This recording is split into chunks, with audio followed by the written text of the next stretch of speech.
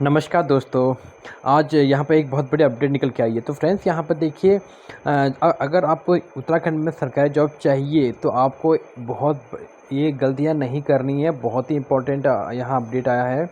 यहाँ पर देखिए आयोग के द्वारा यहाँ पे क्या लिखा गया है कि सरकारी नौकरी अगर फॉर्म भरने से ज़रा से भी चूके तो हाथ से गई सरकारी नौकरी।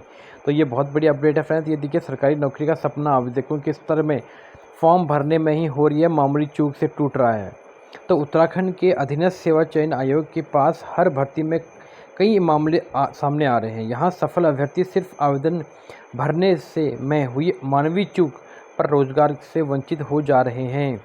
बीते दिनों में आए एलटी रिजल्ट में टिहरी जिले की युवती मेरिट में काफ़ी ऊपर होने के बावजूद भी अंतिम चयन सूची में सिर्फ इसलिए शामिल नहीं हो पाई क्योंकि उन्होंने अपनी कैटेगरी पुरुष वर्ग में भर दी थी। इसी तरह इन दोनों चल रही पुलिस भर्ती में ऐसे मामले आ रहे हैं जहां महिला आवेदक शारीरिक परीक्षा के लिए पुरुष भर्ती केंद्र तक पहुंच जा रहे हैं या पुरुष आवेदक गलत आवेदन के कारण महिला केंद्र पर पहुंच जा रहे हैं।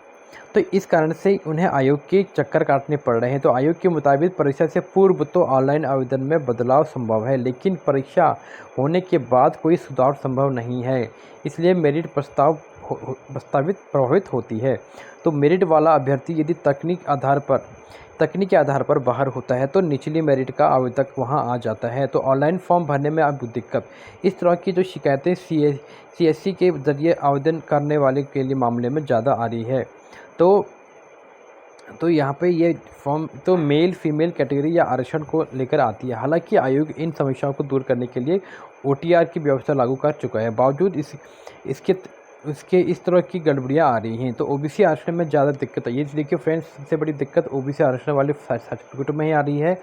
तो ओबीसी प्रमाण पत्र क्रीमी लेयर की शर्त के चलते 3 साल तक के ये मान्य होता है। ये कई आवेदक पुराना प्रमाण पत्र ही आवेदक में लगा देते हैं तो मान्य नहीं हो पाता। इसी तरह के आर्थिक आधार पर आरक्षण के लिए भी आवेदक फॉर्म भरने के दिन तक प्रमाण पत्र प्रस्तुत नहीं कर पा रहे हैं, जबकि आवेदन की तिथि के बाद लगाया गया प्रमाण पत्र मान्य नहीं होता है। कुछ युवक गलती से पूर्व सैनिक श्रेणी में भी आवेदन कर रहे हैं।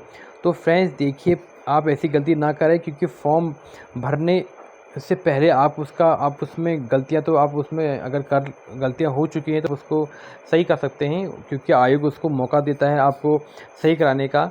तो इसलिए आप अगर गलती कर चुके हैं पहले तो फिर से आप उनको सही कर सकते हैं, लेकिन उसके बाद अगर आपने एग्ज़ाम दे दिया उसके बाद गलतियां हुई हैं तो यहाँ पर आयोग ने साफ बोल दिया है कि वो सरकारी नौकरी से वंचित हो जाएंगे। तो यहाँ पर संतोष बुर्री ने भी, यहाँ पर जो सचिव है, उन्होंने भी यहाँ पर अपना बयान दे रखा। तो परीक्षा से पूर्व आवेदन की त्रुटियाँ दूर नहीं की गई तो फिर किसी भी स्तर पर यह संभव नहीं हो पाता है। कुछ मामलों में सफल अभ्यर्थी के मात्र गलत कैटेगरी में आवेदन करने से अंतिम चयन नहीं पा सके। इस मामले में हाईकोर्ट की भी डबल बेंच की तरफ से स्पष्ट आदेश है, इसलिए फॉर्म भरने में अतिरिक्त सावधानी बरती जाए। तो ये बहुत बड़ी अपडेट है फ्रेंड्स। अगर आप कोई भी फॉर्म भरते हैं तो आप अच्छे से भरें, देख के भरें, चाहे उसमें टाइम लग जाए, 1 दिन लग जाए, 2 दिन लग जाए, क्योंकि टाइम बहुत होता है। 1 महीने का टाइम तो होता है फॉर्म भरने के लिए। तो आप फॉर्म अच्छे से भरिए और अच्छे से देख के भरें, ताकि आगे जाके आपको कोई प्रॉब्लम का सामना नहीं करना पड़े। तो फ्रेंड, यही अपडेट थी। ऐसे अपडेट पाने के लिए आप मेरे चैनल को लाइक और सब्सक्राइब करें। तब तक के लिए धन्यवाद।